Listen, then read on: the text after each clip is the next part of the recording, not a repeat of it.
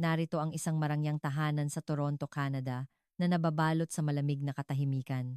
Kung ipagpipilitan mong magpakasal sa isang lalaki mula sa liblib na lugar sa Pilipinas, itatakwil kita, ang anak na babae, na bigla sa malamig na deklarasyon ng kanyang ama. Lumuluha, isinuko niya ang lahat, at sumakay sa eroplanong patungong Pilipinas. Ang bida sa ating kwento ngayon ay isang babaeng isinilang sa isang elite na pamilya sa Canada na mayroon ng lahat ngunit naglakbay patungong Pilipinas para magpakasal at hanapin ang tunay na kaligayahan. Ang kanyang buhay bilang isang matagumpay na marketing consultant sa isang malaking korporasyon ay tuluyang nagbago dahil sa isang makasaysayang pagkikita sa isang lalaking Pilipino na nauwi sa pagtalikod sa kanyang mga magulang at pagsisimula ng bagong buhay sa isang banyagang lupain. At makalipas ang isang taon, ang kanyang mga magulang na nag-aalala ay lihim na bumisita sa Pilipinas at nasaksihan ang isang kagulat-gulat na tanawin. Ano nga ba ang kuwento sa likod ng pamilyang ito? Sabay-sabay nating pakinggan ang kanyang salaysay. Ang inyong mga like, subscribe, at notification ay malaking tulong sa akin. Magandang araw. Ako si Lily. Ipinanganak ako sa Canada at ngayon ay naninirahan sa Pilipinas. Ang kuwentong ibabahagi ko sa inyo ngayon ay tungkol sa dahilan kung bakit ko tinalikuran ang lahat para manirahan sa Pilipinas at kung gaano katama ang naging desisyon kong iyon. Sa Canada, namuhay ako ng isang matagumpay na buhay na kinaiinggitan ng marami. Ngunit sa likod ng kinang na iyon, mayroong isang kalungkutan na walang sinuman ang nakakaalam. Nang sabihin ko sa aking mga magulang na pupunta ako sa Pilipinas, sinabi nilang itatakwil na nila ako. Ngunit ano na kaya ang sitwasyon ngayon? Hayaan ninyong ikuwento ko sa inyo. Ang tanawin ng siyudad mula sa aking opisina sa 30 palapag ng isang mataas na gusali sa downtown Toronto ay napakaganda. Sa edad na 26, team leader na ako sa isa sa pinakamahusay na marketing consulting firm sa Canada. Ang aking araw-araw na routine ay pumasok ng alas 8 ng umaga at magtrabaho hanggang alas 10 ng gabi. Mga pulong sa kliyente, paghahanda ng presentasyon, pagbuo ng estratehiya. Sa kabila ng abalang schedule, nakakaramdam ako ng tagumpay. Tumatanggap ako ng suweldong kinaiinggitan ng aking mga kasamahan at kinikilala ako ng kumpanya. Laging ipinagmamalaki ako ng aking mga magulang. Ang aking ama ay isang kilalang negosyante sa real estate sa Toronto at ang aking ina naman ay isang doktor. Palagi kong ginagawa ang lahat para matugunan ang kanilang mga inaasahan. Si Lily ang yaman ng ating pamilya. Sa murang edad, nakamit mo na ang ganitong tagumpay. Tuwing naririnig ko ang mga salitang iyon mula sa aking mga magulang, nakakaramdam ako ng saya, ngunit kasabay nito ay ang bigat ng responsibilidad. Ang pressure na kailangan kong laging maging perpekto ay bumabalot sa akin. Tuwing weekend, dumadalo ako sa mga high society party na inorganisa ng aking mga magulang. Nagsusuot ako ng magagarang damit, nakikipagkilala sa mga sikat na tao, at nagne-networking. Sa panlabas, mukha akong isang taong mayroon na ng lahat. Ngunit tuwing uuwi ako mag-isa sa gabi, kakaiba ang aking pakiramdam. Mayroong isang espasyo sa aking puso na hindi mapunan. Matagumpay daw ako, pero bakit pakiramdam ko ay nag-iisa ako? May pera ako at karangalan, pero bakit ganito kahungkag ang pakiramdam ko? Ganoon din ang nararamdaman ko kahit nakasama ko ang aking mga kaibigan, umiinom at nagkukuwentuhan. Lahat sila ay nagbabahagi ng kanilang mga kwento ng tagumpay at ambisyon para sa mas mataas na posisyon. Ngunit walang sino man ang nagsasalita tungkol sa tunay na kaligayahan. Isang gabi, pauwi na ako mula sa pag-overtime sa opisina. Sa loob ng subway, nakita ko ang isang matandang mag-asawa na magkahawak kamay na nakaupo. Sa kanilang mga mukha, mayroong isang uri ng kaligayahan na iba sa dala ng pera o karangalan. Sa sandaling iyon, napagtanto ko, nagsimula akong magtanong kung ang tagumpay na hinahabol ko ay tunay nga bang gusto ko. Ang mga magagarang party at mataas na suweldo, nagbibigay ba talaga ang mga ito ng tunay na kaligayahan? Pagdating ko sa bahay, tumayo ako sa harap ng salamin at tiningnan ang aking sarili. Nakasuot ako ng mamahaling business suit at may perpektong makeup, ngunit ang aking mga mata ay madilim at pagod. Ito ba talaga ang buhay na gusto ko? Noong gabing iyon, Sa unang pagkakataon, seryoso kong pinag-isipan ang aking buhay. Nabuhay ako para matugunan ang inaasahan ng aking mga magulang at para makakuha ng pagkilala mula sa iba, ngunit hindi ko alam kung ano talaga ang gusto ng sarili ko. Kinabukasan, parehong routine ang naulit. Uminom ng kape, nag-check ng email, dumalo sa pulong, nakipagkita sa kliyente. Lahat ay parang mekanikal. Sa oras ng tanghalian, naglakad-lakad ako sa parke malapit sa opisina at nakita ko ang isang pamilyang nagpipiknik. Ang mga bata ay nagtatakbuhan at ang mga magulang ay nakangiting nakatingin sa kanila. Ang simpleng tanawing iyon ay labis kong kinainggitan. Wala ako ng ganoong simpleng kaligayahan. Palagi lang akong tumatakbo patungo sa susunod na layunin at hindi ko kailanman naranasan na namnamin ang sandali. Noong gabing iyon, habang naghahapunan kami ng aking mga magulang, muli nilang binalangkas ang mga plano para sa aking hinaharap. Lily, sa susunod na taon, maaari ka nang ma-promote bilang senior manager at bago ka mag-30, maaari ka nang maging director. Opo, Dad. Tumango ako, ngunit iba ang nasa isip ko. Iyon ba talaga ang gusto ko? Kung aakyat ako sa mas mataas na posisyon, magiging mas masaya ba ako kaysa ngayon? Noong gabing iyon, habang nakahiga sa kama at nakatingin sa kisame, nag-isip ako. Ano ba talaga ang mahalaga sa buhay ko? Tagumpay at yaman? O tunay na kaligayahan at pag-ibig? Hindi ko pa mahanap ang sagot, ngunit sigurado akong kailangan ng pagbabago. Ngunit hindi ko akalain na ang pagbabagong iyon ay magiging ganito kadramatiko. Ang simula ng pagbabagong iyon ay dumating sa isang hindi inaasahang pagkakataon. Dahil sa isang bagong proyekto sa kumpanya, kinailangan kong dumalo sa isang international trade fair sa Toronto Convention Center. Akala ko, karaniwang trabaho lang ito. Makikipagkita sa mga kliyente, maghahanap ng mga bagong oportunidad sa negosyo, isang ordinaryong business trip. Sa fair, maraming tao mula sa iba't ibang bansa. Habang naglalakad ako sa gitna ng mga magagarang booth at sopistikadong presentasyon, naramdaman ko ang pamilyar na kapanatagan ng business environment. Ngunit, natigilan ako sa harap ng isang booth. Hindi tulad ng iba, ito ay simple at payak. Isang lalaki ang buong pusong nagpapaliwanag tungkol sa kanyang produkto. Magandang araw po. Salamat sa inyong interes sa aming produkto. Binati ako ng lalaki. Matatas ang kanyang Ingles, ngunit may halong puntong Pilipino. Kalaunan, nalaman kong siya pala si Juancho de la Cruz. Maaari mo bang ipaliwanag kung anong produkto ito? Siyempre po. Kami ay isang kumpanya mula sa Pilipinas na gumagawa ng mga produktong pambahay mula sa mga materyales na eco-friendly. Si Juancho ay puno ng sigasig habang ipinapaliwanag ang kanyang produkto. Hindi tulad ng mga sales agent sa ibang booth na puro pambobola at komersyal, ramdam mo ang kanyang pagmamalaki at paniniwala sa kanyang produkto. Lalo akong humanga sa kanyang malalim na pagmamalasakit sa kalikasan. Hindi lang daw ito negosyo para kumita, kundi isang gawain para sa ating planeta. Napakagandang pilosopiya. Taga-Pilipinas po kayo, tama? Opo, tama po.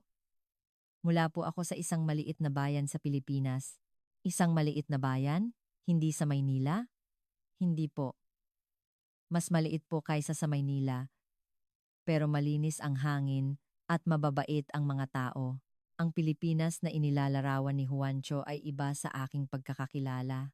Ang alam ko lang sa Pilipinas ay ang mga nagtataasang gusali sa Maynila o ang abalang buhay sa syudad. Habang kausap ko siya, hindi ko na malaya ng oras. Kahit may iba pa akong kailangang gawin, gusto ko pa ring manatili sa booth na iyon. Maaari po ba tayong magpalitan ng business card? Siyempre po. Habang tinatanggap ko ang business card ni Juancho, kakaiba ang naramdaman ko. Marami na akong business card na naibigay at natanggap, ngunit ito ang unang pagkakataon na nakaramdam ako ng ganitong kilig. Pagkatapos ng fair, kahit nasa hotel na ako, si Juancho pa rin ang nasa isip ko. Ang kanyang sinserong anyo at mainit na ngiti ay hindi maalis sa aking isipan. Makalipas ang ilang araw, naglakas loob akong magpadala ng email. Nagsimula ito sa usapang negosyo, ngunit unti-unti napunta sa mga personal na kuwentuhan. Masigasig din si Juancho sa pagsagot.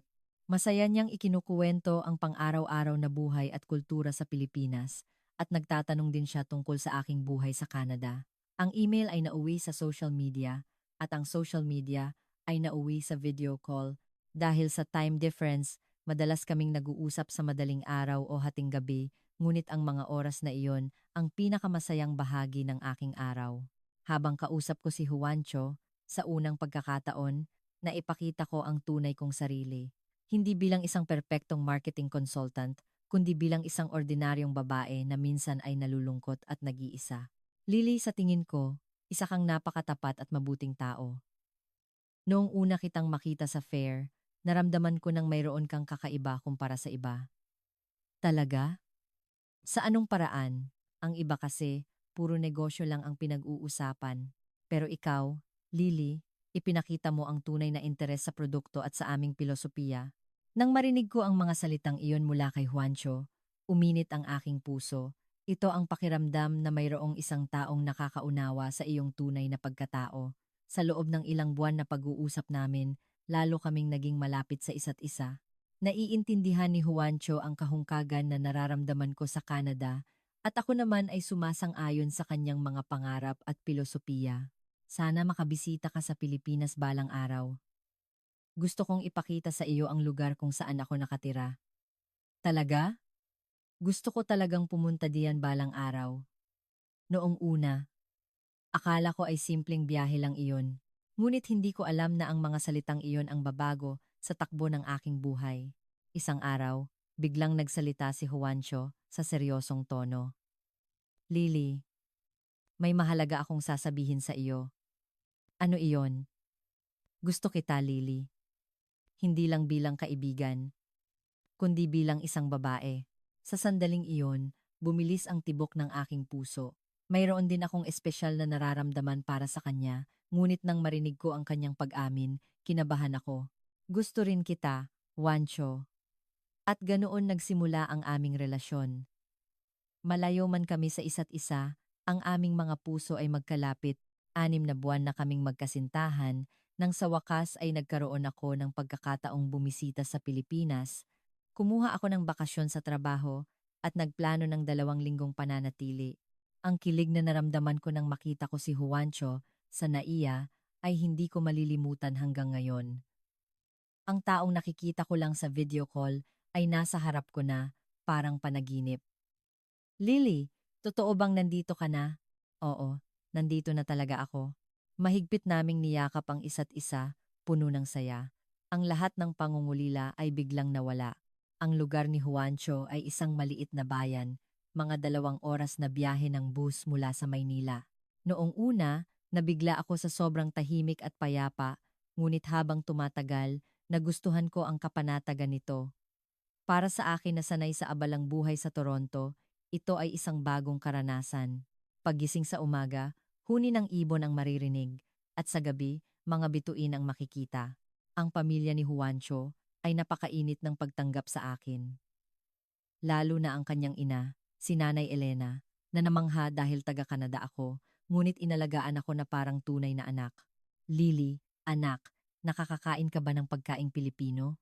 Opo, paborito ko po ang adobo. Ang ganoong pag-aalala at pagmamahal mula kay Nanay Elena ay labis kong ipinagpapasalamat. Sa Canada, dahil abala ang aking mga magulang, hindi ko kailanman naramdaman ang ganoong init ng pagmamahal. Sa loob ng 2 linggo, kasama ko si Juancho na naglibot sa iba't ibang lugar sa Pilipinas, ang mga dalampasigan ng Palawan, ang Banawe Rice Terraces, at ang makasaysayang Intramuros sa Maynila. Nabighani ako sa ganda ng kalikasan at sa yaman ng kultura ng Pilipinas. Ngunit ang pinakagusto ko ay ang mga ordinaryong araw, kasama si Juancho, sabay kaming pumupunta sa palengke, nagluluto sa bahay, at naglalakad-lakad sa aming lugar, ang mga simpleng sandaling iyon. Lily, kumusta? Nagustuhan mo ba ang Pilipinas? Oo, gustong-gusto ko. Mas payapa at maganda pala rito kaysa sa inaasahan ko. Baka gusto mo nang manirahan dito. Sa mga salitang iyon ni Juancho, kumabog ang aking dibdib. Kaya ko kayang manirahan sa Pilipinas? Tatalikuran ko ang lahat sa Canada? Pagkatapos ng bakasyon at pagbalik ko sa Canada, hindi maalis sa isip ko ang Pilipinas.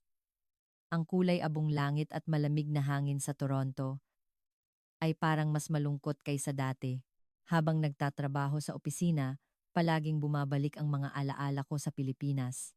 Ang paglalakad namin ni Juancho sa tabi ng Manila Bay, ang sinigang na niluto ni Nanay Elena, ang mga tawa ng pamilyang mainit na tumanggap sa akin.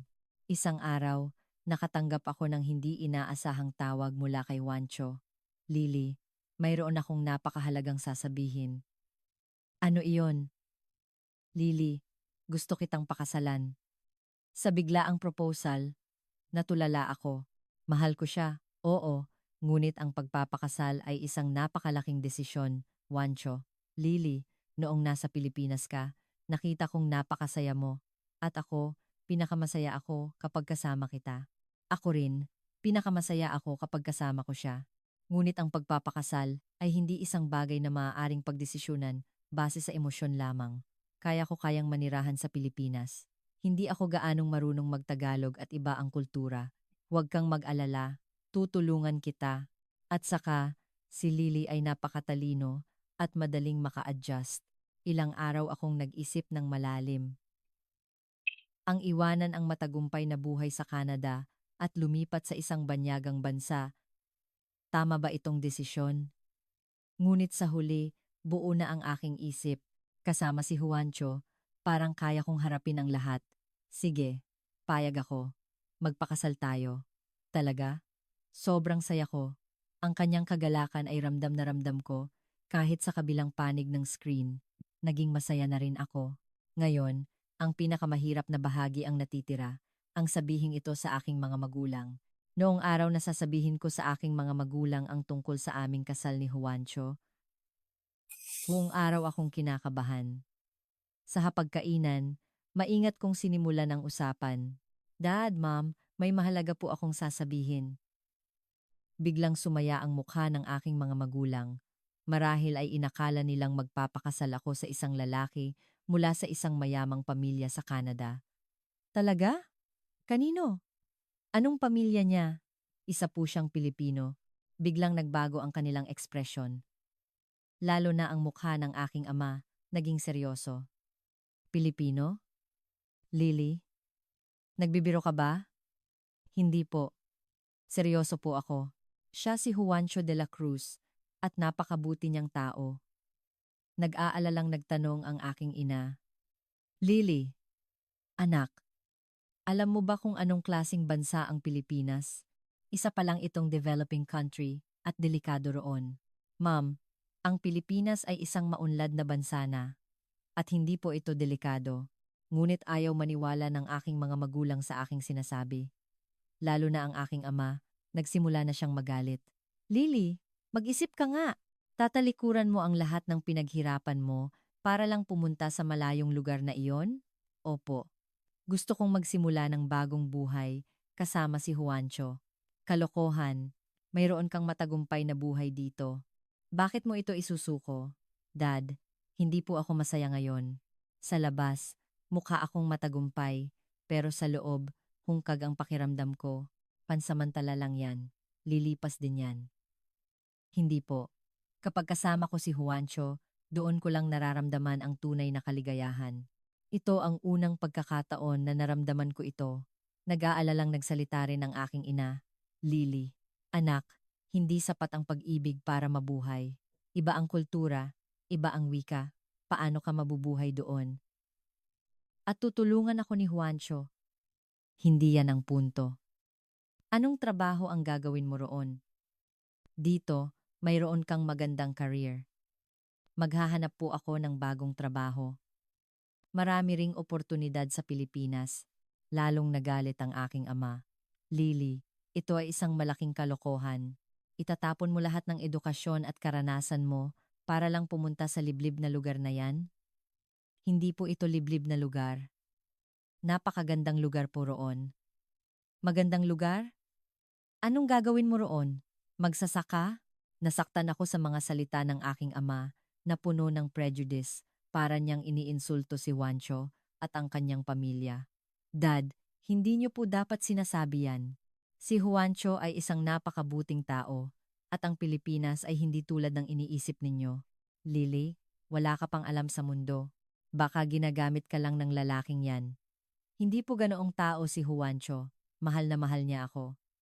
Pag-ibig? Lily, baka naman ang yaman mo lang ang habol niya? Sa sinabing iyon ng aking ama, sobra akong nagalit. Paano niya nagawang pag-isipan ng ganoon si Juancho? Dad, ni hindi nga po alam ni Juancho kung ano ang mayroon ako. Siya ang nag-iisang tao na nakakita sa tunay kong pagkatao. Huwag kang magsalita ng ganyan. Dito ka lang dapat. Isipin mo ang dangal ng ating pamilya. Dangal ng pamilya? Mas mahalaga pa ba yan kaysa sa kaligayahan ko? Siyempre, anak ka namin. May responsibilidad ka sa amin. Dahil kami ang nagpalaki sa iyo, hindi ko na napigilan ang aking sarili. Naramdaman kong tinitingnan ako ng aking mga magulang hindi bilang isang independenteng tao, kundi bilang isang pag-aari. May karapatan din po akong pumili para sa aking buhay. Kung ganoon, gawin mo ang gusto mo. Pero sa oras na pumunta ka sa Pilipinas, itatakwil ka na namin. Nabigla ako sa malamig na deklarasyon ng aking ama. Hindi ko inaasahan na aabot sila sa ganito. Mahal, wag naman ganyan. Pag-awat ng aking ina, ngunit matigas ang aking ama. Hindi. Kung talagang aalis si Lily, wala na tayong anak. Huwag ka nang tatawag muli, Dad. Gusto ko nang umiyak, ngunit pinigilan ko. Pakiramdam ko, hindi ako dapat umiyak. Sige po. Pupunta ako sa sarili kong landas. Noong gabing iyon, nag-impake ako. Hindi ko kayang dalhin ang lahat, ngunit pinili ko ang mga pinakamahahalagang bagay at inilagay sa aking maleta. Kinaumagahan, hindi ako hinatid ng aking mga magulang. Habang papunta sa airport sakay ng taxi, huli kong pinag-isipan kung tama ba ang desisyon ko. Ngunit nang maisip ko si Juancho, lumakas ang loob ko. Kasama siya, parang kaya kong malampasan ang lahat ng pagsubok. Pagdating ko sa NAIA, naghihintay si Juancho na may dalang bulaklak. Nang makita ko siya, nawala lahat ng aking alalahanin. Lily, dumating ka nga. Oo, dumating na ako. Mahigpit naming niyakap ang isa't isa. Puno ng saya sa aming muling pagkikita. Masakit ang pag-alis sa aking mga magulang, ngunit mas nangingibabaw ang pananabik sa isang bagong simula. Habang papunta sa bahay ni Juancho, muli kong nakita ang tanawin ng Pilipinas. Ang malinis na kalsada at maayos na daloy ng trapiko ay kahanga-hanga. Naisip ko, sana makita ng aking mga magulang kung gaano kaunlad ang bansang ito. Pagdating namin sa bahay, masayang sinalubong ako ng pamilya ni Juancho, lalo na si Nanay Elena, na dahil galing ako sa malayo, inalagaan ako na parang tunay na anak. Lily, anak, sigurado akong mahirap ang naging desisyon mo, pero mabutit dumating ka. Anak ka na namin ngayon. Sa mga salitang iyon ni Nanay Elena, napaluha ako. Ang init ng pagmamahal na hindi ko naramdaman mula sa aking mga magulang ay dito ko natagpuan. Ang mga unang linggo ay napakahirap. Ang language barrier ay mas malaki kaysa sa inaasahan ko, at ang mga simpleng gawain ay nakakapanibago. Ngunit si Juancho at ang kanyang pamilya ay walang sawang tumulong sa akin. Lily, dahan-dahan lang sa pag-aaral ng Tagalog. Ako rin, magpa-practice pa ako ng Ingles. Palagi akong pinapalakas ni Juancho tuwing nahihirapan ako. At tinuruan niya ako ng maraming bagay para maka-adjust sa buhay sa Pilipinas. Lalo akong namangha sa kaginhawaan dito. Nakakagulat na sa isang smartphone lang, lahat ay posible. Gamit ang app na ito, puwede kang umorder ng pagkain, tumawag ng taxi, at mamili. Wow, ang galing naman. Ang delivery culture na hindi ko sukat akalain sa Canada ay napakaunlad dito. Kahit madaling araw, makakatanggap ka ng pagkain sa loob ng 30 minuto. At ang sistema ng pampublikong transportasyon ay napakahusay. Ang mga tren at bus ay konektado na parang sapot ng gagamba, kaya madaling makarating kahit saan. Sa isang card lang na ito, makakapunta ka kahit saan sa bansa. Talaga? Sa Canada, napakahirap kung wala kang sasakyan. Nakakamangha kung paano nakapasok ang teknolohiya ng Pilipinas sa pang-araw-araw na buhay. Lahat ay digital at napaka-episyente. Makalipas ang ilang buwan, nasanay na rin ako sa buhay sa Pilipinas. Ang mga kapitbahay ay masaya akong tinatanggap at unti-unti akong natutong magtagalog. Lily, kumusta ang pagkaing Pilipino? Opo tita, paborito ko na po ngayon ang sinigang. Mabuti sa katawan ang sinigang. Kumain ka ng marami. Ang may-ari ng tindahan sa kanto ay laging mabait sa akin. Hindi niya ako tinatrato ng iba dahil dayuhan ako, bagkus ay mas inaalagaan pa. At naramdaman ko kung gaano kalalim ang pakikisama ng mga Pilipino. Kung may problema, sila ang unang tumutulong at tunay na nag-aalala. Isang araw, naligaw ako at isang lola ang personal na naghatid sa akin sa aking destinasyon. Ineng, dayuhan ka pala. Mahirap maghanap ng daan ano? Ihahatid na kita. Maraming salamat po. Ang mga maliliit na kabutihang iyon ang nagpatibay ng aking pagmamahal sa Pilipinas. Ang paghahanda para sa aming kasal ni Juancho ay unti-unting umuusad. Habang pinag-aaralan ko ang tradisyonal na kasal sa Pilipinas, lalo kong nalaman ang ganda ng kulturang Pilipino. Ang tradisyonal na barotsaya ay napakaganda ng isuot ko at si Juancho. Lalong gumwapo ng magsuot ng barong Tagalog. Lily, kapag suot mo ang barotsaya, para ka ng tunay na Pilipina. Talaga? Ang saya ko naman. Ang aming kasal ay simple, ngunit puno ng init. Hindi nakadalo ang aking mga magulang, ngunit ang pamilya at mga kaibigan ni Juancho ay buong pusong nagbigay ng kanilang basbas. Noong araw na iyon, sobrang saya ko. Ang kahungkagan na naramdaman ko sa Canada ay tuluyang nawala at ang aking puso ay napuno ng kagalakan. Isang taon na ang nakalipas mula nang ikasal kami sa Pilipinas. Lubos na akong naka-adjust sa buhay dito at nagtatrabaho na sa isang maliit na marketing company. Gumaling na rin ang aking Tagalog kaya wala ng problema sa pang-araw-araw na komunikasyon at higit sa lahat, napakasaya ng buhay ko kasama si Juancho. Ngunit isang araw, seryosong kinausap ako ni Juancho. Lily, tumawag ang mga magulang mo. Ang mga magulang ko? Oo, nangungumusta sila sa iyo. Naguluhan ang isip ko. Isang taon ko nang hindi nakakausap ang aking mga magulang, ngunit hindi ibig sabihin ay hindi ko sila nami-miss. Anong sabi nila? Gusto nilang pumunta rito sa Pilipinas. Gusto nilang personal na makita kung kumusta ka na. Matagal akong nag-isip. Gusto kong makita ang aking mga magulang, ngunit natatakot din ako na baka magkaroon na naman kami ng alitan. Ano sa tingin mo ang dapat kong gawin, Juancho? Mas mabuting makipagkita ka sa kanila. Siguradong nag-aalala rin sila sa iyo, Lily. Sa huli, nagpasya akong imbitahan ang aking mga magulang sa Pilipinas.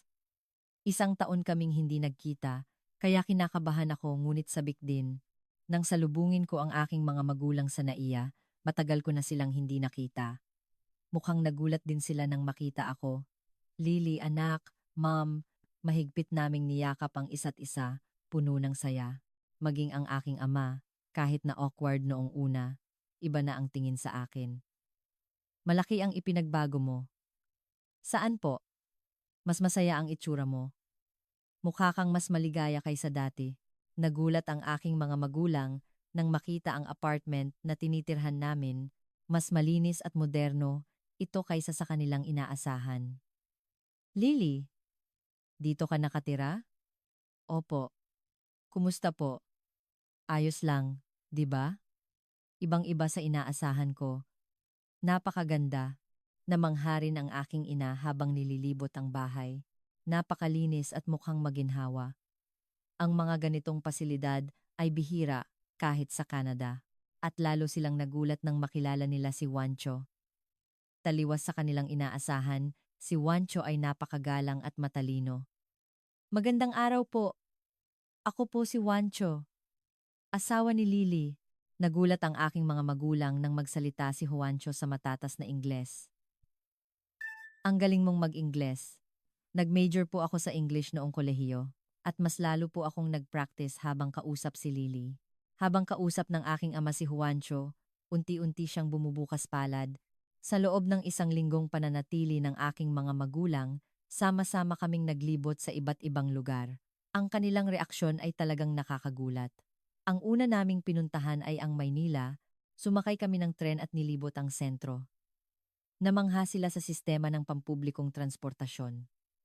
Nakakamangha ang sistema ng tren na ito. Paanong ang isang ganito kakomplikadong syudad ay napapanatiling maayos?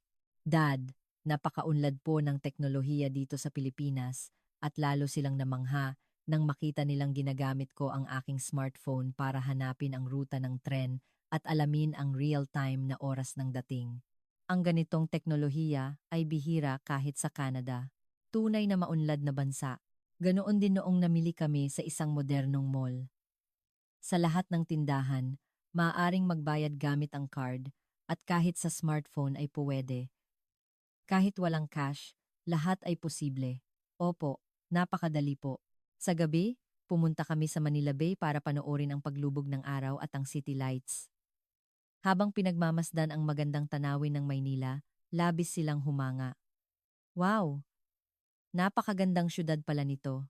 Kahit gabi, maliwanag at malinis. At habang naglalakad sa Baywalk, nakita nila ang maraming mamamayan na nag-eehersisyo at naglalakad-lakad. Mukhang payapa ang pamumuhay ng mga tao at mukhang ligtas, lalo na ang aking ina na mangha sa kaligtasan sa Pilipinas. Lily, ganito ba talaga kaligtas dito kahit gabi? Opo, sobrang ligtas po. Kahit mag-isa akong maglakad sa gabi, hindi ako natatakot. Sa Canada, maraming lugar na nakakatakot lakaran mag-isa sa gabi. Ibang-iba pala rito. Kinabukasan, pumunta kami sa isang tradisyonal na palengke. Habang tinitikman ang mga pagkaing Pilipino, naramdaman yata ng aking mga magulang ang yaman ng kultura. Ang sarap nitong adobo. Sabi nila, masustansiya raw ito. Opo, isa sa mga dahilan kung bakit malulusog ang mga Pilipino ay dahil sa pagkain at naantig sila sa kabaitan ng mga tindero. Hindi sila tinatrato ng iba dahil dayuhan, bagkus ay mas pinapahalagahan pa. Nagsimulang magbago ang kanilang pananaw sa mga Pilipino. Napakabait ng mga tao, hindi tayo tinatrato ng iba dahil dayuhan tayo. Tunay pong mababait ang mga Pilipino. Ganoon din noong nagtanong kami ng direksyon. Ang mga taong dumadaan ay mabait na binubuksan ang kanilang smartphone para ipakita ang mapa at mayroon pa ngang sinadyang lumihis ng daan para ihatid kami. Nakakamangha, ang daming mababait na tao, lalo na ang aking ama, humanga sa disiplina sa trapiko. Ang mga sasakyan ay talagang nagbibigay galang sa mga pedestrian. Sa tawiran humihinto muna sila. Opo, napakaayos po ng disiplina sa trapiko rito. Pumunta rin kami sa isang magandang beach at namangha sila sa kalinisan nito. Paano nagkakaroon ng ganito kalinis na dagat sa tabi ng isang malaking syudad? Napakahusay ng pangangalaga at lalo silang humanga sa ganda ng tanawin sa gabi. Lahat pala ng syudad sa Pilipinas ay ganito kaganda. Sa huling araw ng pananatili ng aking mga magulang, sinabi ng aking ama na gusto niyang makausap si Juancho ng masinsinan. Habang nag-uusap ang aking ama at si Juancho sa sala, kasama ko naman ang aking ina sa kusina na naghahanda ng tsaa. Lily, anak, mukhang napakabuting tao ni Juancho. Kitang-kita sa mga mata niya kung gaano kanya kamahal. At ang Pilipinas, ibang-iba sa inaasahan namin. Ngayon po, naiintindihan nyo na kung bakit ko gustong pumunta rito? Oo, anak, patawarin mo si Mami. Sobra akong tumutol nun. Ayos lang po, ma'am. Naiintindihan ko po. Ang usapan ng aking ama at ni Juancho sa sala ay nagpatuloy. Noong una, tensyonado ang atmosphere, ngunit habang tumatagal, may naririnig na kaming tawanan. Makalipas ang isang oras, tinawag ako ng aking ama. Lily, halika rito. Dahan-dahan akong pumunta sa sala. Ang ekspresyon ng aking ama ay ibang-iba na kumpara noong unang dating niya. Lily, anak, patawarin mo si Daddy. Dad, kinausap ko si Juancho at nalaman ko kung gaano kanya kamahal at nakikita ko kung gaano kakasaya. Hinawakan ng aking ama ang kamay ni Juancho at sinabing, Juancho, maraming salamat sa pagpapasaya sa aming anak. Nagkamali ako ng pag-iisip noon. Salamat din po, Tito. Ako po ang mas naging masaya dahil nakilala ko si Lily. At ang Pilipinas, isa palang kahangahangang bansa. Napagtanto namin kung gaano kami puno ng prejudice. Sa mga salitang iyon ng aking ama, napaiyak ako. Ito ang sandaling isang taon kong hinintay. Dad, maraming salamat po. Lily, anak, patawarin mo si Daddy. Tama ang naging desisyon mo. Noong gabing iyon, Sama-sama kaming kumain at nagkuwentuhan. Ibinahagi ng aking mga magulang ang kanilang mga karanasan sa Pilipinas at kami naman ni Juancho ay nagkuwento tungkol sa aming mga plano sa hinaharap. Lily, mukhang maayos ang buhay ninyo dito sa Pilipinas. Opo, Dad, sobrang saya po namin. Kinabukasan, habang hinahatid namin sila sa airport, huling nagsalita ang aking ama. Juancho, ingatan mo ang aming anak. At kami, bibisita kami paminsan-minsan dito. Kahit kailan po, kami po ang maglilibot sa inyo. Pag-alis ng aking mga magulang, gumaan ang aking pakiramdam. Parang lahat ng alitan sa loob ng isang taon ay naayos na. Makalipas ang ilang araw, nakatanggap ako ng isang nakakagulat na tawag mula sa aking mga magulang. Lily, anak, may mahalagang sasabihin si Daddy. Ano po iyon, Dad? Nang pumunta ako sa Pilipinas, nakita kong napakaraming oportunidad sa negosyo. Oportunidad sa negosyo po? Oo. Ang teknolohiya at startup environment sa Pilipinas ay mas maunlad pa kaysa sa Toronto, lalo na sa larangan ng fintech at e-commerce. World-class ang level nila. Kaya pinag-usapan namin ni mami mo. Opo, seryoso naming pinag-iisipan na lumipat diyan sa Pilipinas. Pakiramdam namin, mas magiging masaya rin kami diyan. Talaga po? Pupunta po kayo dito sa Pilipinas? Hindi pa sigurado, pero masinsinan naming pinag-aaralan. Lily, ikaw pala ang nagbukas ng daan para sa amin. Hindi ako makapaniwala. Ang Pilipinas, kung saan ko tinalikuran ang lahat, ay siya na ring pupuntahan ng aking mga magulang. Lily, anak, tama ka. Ang Pilipinas ay tunay na isang lupain ng oportunidad. Noong gabing iyon, nang ikuwento ko ito kay Juancho, tuwang-tuwa rin siya. Talaga? Pupunta rito ang mga magulang mo? Oo, hindi ako makapaniwala. Napakagandang balita niyan. Ibig sabihin, mas magiging masaya si Lily. Ngayon, namumuhay ako nang napakasaya dito sa Pilipinas. Noong una, parang isinuko ko ang lahat. Ngunit sa katotohanan, natagpuan ko ang tunay na kaligayahan. Sa Canada, matagumpay ako ngunit hungkag. Sa Pilipinas, simple ang buhay ngunit puno ng saya. Bawat araw kasama si Juancho ay kaligayahan, at ang mga oras kasama ang aking pamilya dito ay napakahalaga. At ngayon, darating pa ang aking mga magulang. Parang isang perpektong pagtatapos. Minsan, ikinukuwento ko sa aking mga kaibigang dayuhan. Minsan, ang desisyon na parang pagsuko sa lahat ay ang daan pala para mahanap ang tunay na kaligayahan. Tulad ko, ang Pilipinas ang nagbigay sa akin ng bagong buhay. Isang lugar na nagbigay ng tunay na pag-ibig, init ng pamilya, at kahit sa aking mga magulang ay nag-alok ng bagong oportunidad. Ngayon, habang naglalakad kami ni Juancho sa tabi ng dagat, naiisip ko kung gaano katama ang naging desisyon ko at kung gaano kaganda ang bansang ito, ang Pilipinas. Salamat sa pakikinig sa aking kwento. Darating din ang panahon na kakailanganin ninyong gumawa ng isang matapang na desisyon. Sa mga oras na iyon, alalahanin ninyo ang aking kwento. Ang tunay na kaligayahan minsan ay matatagpuan sa mga hindi inaasahang lugar. Huwag kalimutang mag-subscribe, i-like, at i-on ang notification para sa mas marami pang nakakaantig na kuwento.